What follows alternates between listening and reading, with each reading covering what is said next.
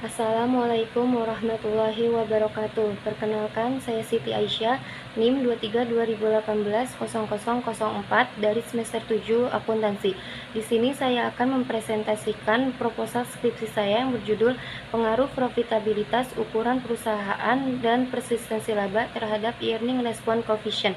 Studi empiris pada perusahaan sektor barang konsumsi yang terdaftar di Bursa Efek Indonesia tahun 2016 sampai 2020.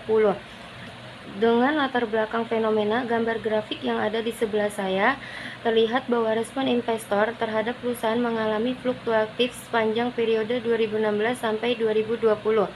Tahun 2016 memiliki rata-rata nilai YRC sebesar 0,068.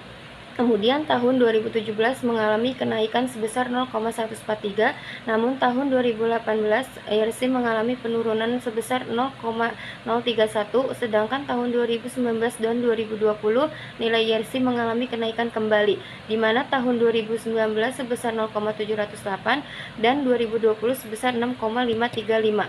Nilai IRC mengalami fluktuatif dipengaruhi oleh impor barang konsumsi, aksi beli yang dilakukan oleh pelaku pasar, dan pelemahan nilai tukar rupiah terhadap dolar Amerika Serikat. Mirai Aset Sekuritas Indonesia dalam riset yang dipublikasikannya menilai bahwa pertumbuhan industri barang konsumsi yang ada di Indonesia sedang mengalami perlambatan dalam beberapa tahun terakhir.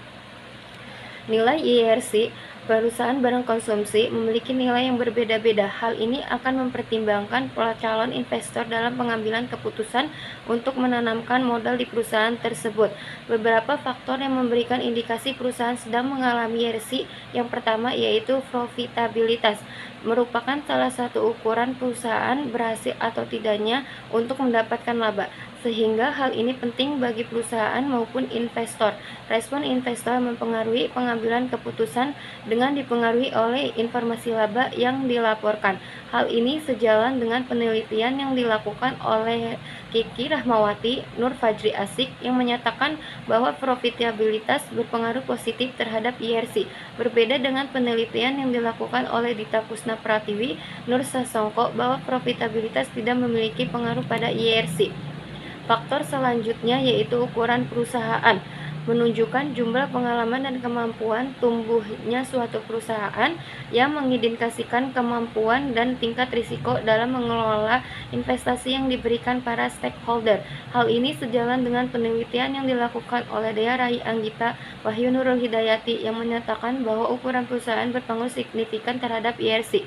Sebaliknya, penelitian yang dilakukan oleh Nia Rizky Apriani, Primadona, Ratna Mutumanika yang menyatakan ukuran perusahaan tidak mempunyai pengaruh terhadap IRC. Faktor yang terakhir yaitu presentasi laba, mencerminkan kualitas laba perusahaan, dan hal tersebut menunjukkan bahwa perusahaan dapat mempertahankan laba dari waktu ke waktu. Semakin persisten perubahan laba dari waktu ke waktu, maka nilai IRC akan semakin tinggi. Dalam penelitian yang dilakukan oleh Yopi Chandra menyimpulkan bahwa presentasi laba memiliki pengaruh yang signifikan terhadap IRC. Sedangkan penelitian yang dilakukan Brikta Ahabba dan Nurzi Sebri menemukan bahwa presentasi laba berpengaruh negatif dan tidak signifikan terhadap IRC. Tinjauan pustaka, tinjauan teoritis, teori agensi, teori keagenan dalam hubungan dengan IRC, yakni pasar atau calon investor mengharapkan laporan laba yang berkualitas sebagai bahan pertimbangan dalam mengambil keputusan untuk berinvestasi, sehingga manajemen perusahaan melakukan cara dengan mencari faktor-faktor yang mempengaruhi respon pasar yang ditunjukkan dengan perusahaan harga sekuritas ketika pengumuman laba. IRC menurut Scott 2006 halaman 148 merupakan sebagai alat untuk mengukur reaksi pasar terhadap informasi laba perusahaan. Profitabilitas menurut Astuti 2004 halaman 36 menyatakan adalah keuntungan perusahaan yang berasal dari penjualan yang telah dilakukan. Ukuran perusahaan menurut Harry 2017 halaman 25, ukuran perusahaan menjadi variabel penting dalam pemilihan metode akuntansi. Ukuran perusahaan dapat digolongkan menjadi salah satu unsur yang mempengaruhi keputusan manajemen nantinya. Presentasi laba menurut Scott 2006 halaman 133 mencerminkan kualitas laba perusahaan, dan hal tersebut menunjukkan bahwa perusahaan dapat mempertahankan laba dari waktu ke waktu. 2. Kerangka pemikiran terlihat dari bagan profitabilitas X1 ukuran perusahaan X2, persentase laba X3, earning response coefficient sebagai variabel Y. Terdapat 3 perumusan hipotesis dalam penelitian, yaitu H1 profitabilitas berpengaruh positif terhadap IRC, H2 ukuran perusahaan berpengaruh terhadap IRC, H3 persentase laba berpengaruh signifikan positif terhadap IRC. Metode penelitian variabel dan pengukuran. Variabel dependen di sini yaitu IRC yang dapat diukur melalui beberapa tahapan, yaitu 1. Menghitung kumulatif abnormal return diperoleh dari ARIT sama dengan RIT dikurang RMT. Kedua, return saham harian perusahaan diperoleh dari RIT sama dengan PIT min 1 dibagi PIT min 1. Ketiga, return pasar harian perusahaan diperoleh dari RMT sama dengan IHSGIT min IHISGIT min 1 dibagi IHISGIT min 1.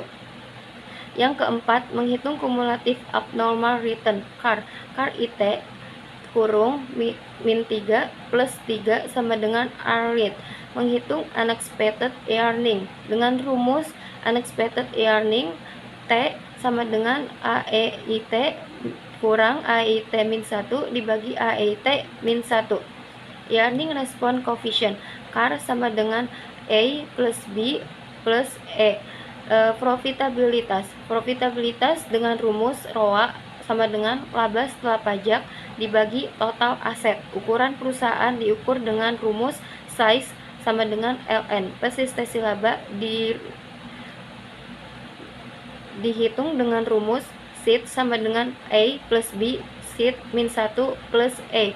Populasi dan sampel. Populasi di sini adalah perusahaan barang konsumsi yang terdaftar di Bursa Efek Indonesia periode tahun 2016 sampai 2020 dengan jumlah populasi sebanyak 57 perusahaan. Sampel dengan kriteria yang digunakan yaitu perusahaan sektor barang konsumsi yang terdaftar di Bursa Efek Indonesia selama periode 2016 sampai 2020. Perusahaan sektor barang konsumsi yang terdaftar selama periode tahun 2000 secara berturut-turut. Perusahaan sektor barang konsumsi yang terdaftar di Bursa Efek Indonesia yang mempublikasikan laporan keuangan periode 2016 sampai 2020. Perusahaan sektor barang konsumsi yang memperoleh laba secara berturut-turut selama periode 2016 sampai 2020. Sehingga sampel dari hasil seleksi yaitu sebanyak 16 perusahaan dengan 5 tahun penelitian. Metode analisis data. Berikut beberapa metode analisis yang data digunakan dalam pengujian, yaitu uji statistik deskriptif, analisis regresi linear berganda, uji asumsi klasik, uji normalitas, uji heterokedastisitas, uji multikolinearitas, uji autokorelasi, uji kelayakan modal, koefisien determinasi, dan uji hipotesis. Sekian dari presentasi saya. Mohon maaf apabila ada penyampaian yang kurang. Akhir kata, wassalamualaikum warahmatullahi wabarakatuh.